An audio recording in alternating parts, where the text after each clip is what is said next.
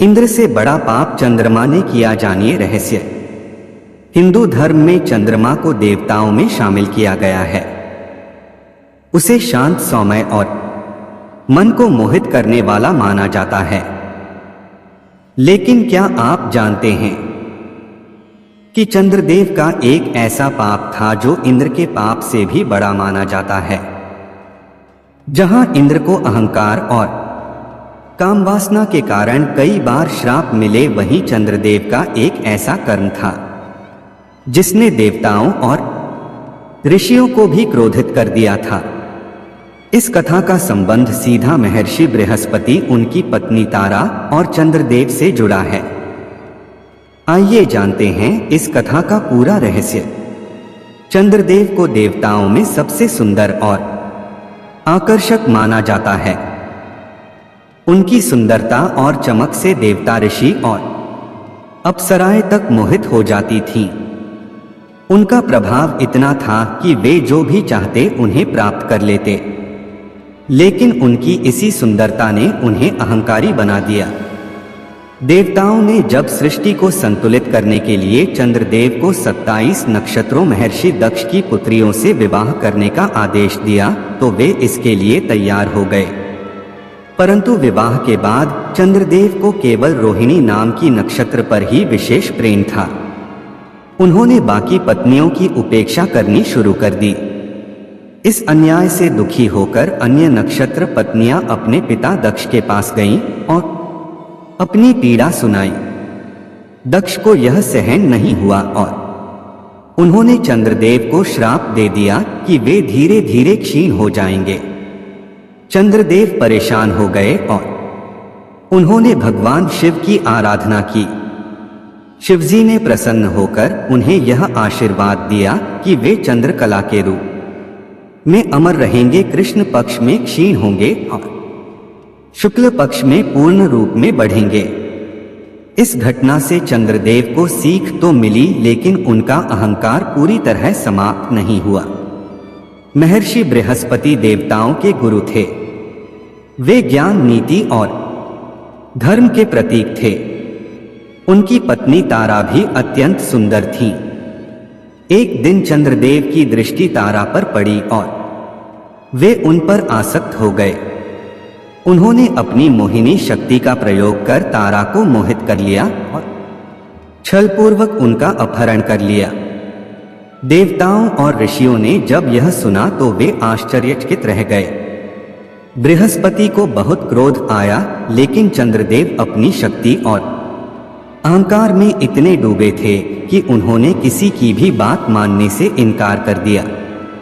उन्होंने तारा को लौटाने से मना कर दिया। यह देख देवताओं ने बृहस्पति का साथ दिया और युद्ध की स्थिति बन गई। इस महायुद्ध को तारकासुर संग्राम कहा जाता है।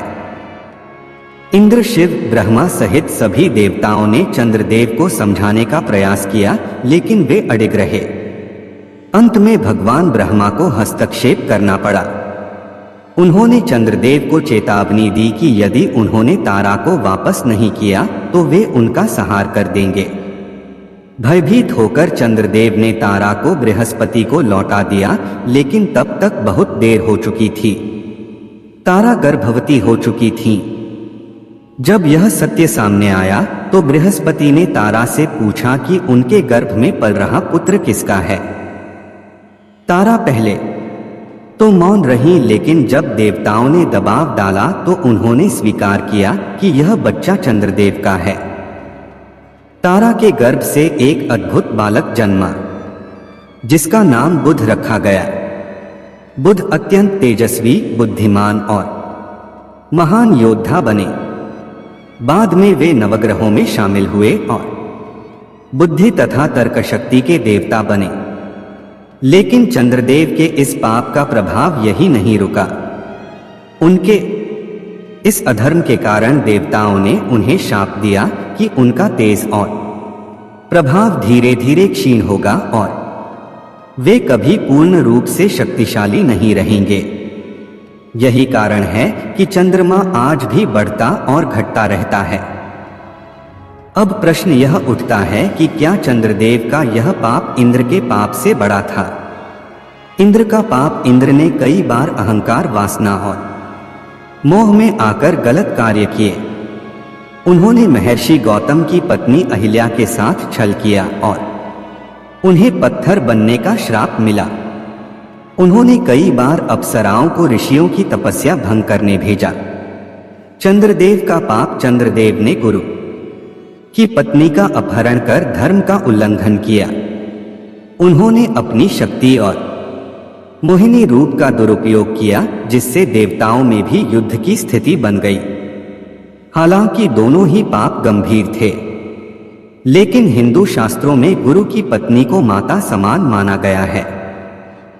इस दृष्टि से चंद्रदेव का अपराध अधिक गंभीर था।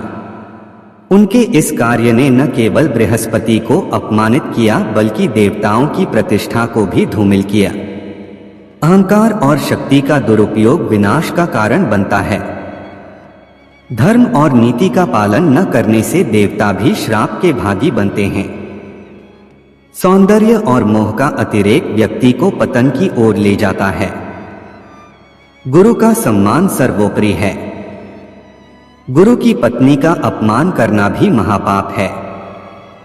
इंद्र और चंद्रमा दोनों ही देवताओं में महत्वपूर्ण स्थान रखते हैं, लेकिन दोनों ने ही अपनी शक्ति का दुरुपयोग कर पाप किया। चंद्रदेव का पाप इंद्र से भी बड़ा इसलिए माना जाता है क्योंकि उन्होंने धर्म और मर्यादा को तोड़ा और गुरु की पत्नी का अपहरण किया। यह कथा हमें बताती है कि चाहे कोई कितना ही शक्तिशाली क्यों न हो, अधर्म करने पर दंड अवश्य मिलता है।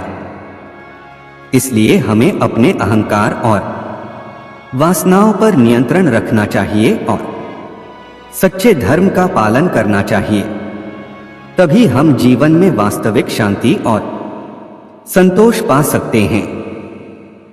अगर आपको यह कथा पसंद आई हो तो इसे अपने मित्रों के साथ साझा करें और अपने विचार कमेंट में बताएं। पूरा वीडियो देखने के लिए दिल की गहराई से शुक्रिया, धन्यवाद।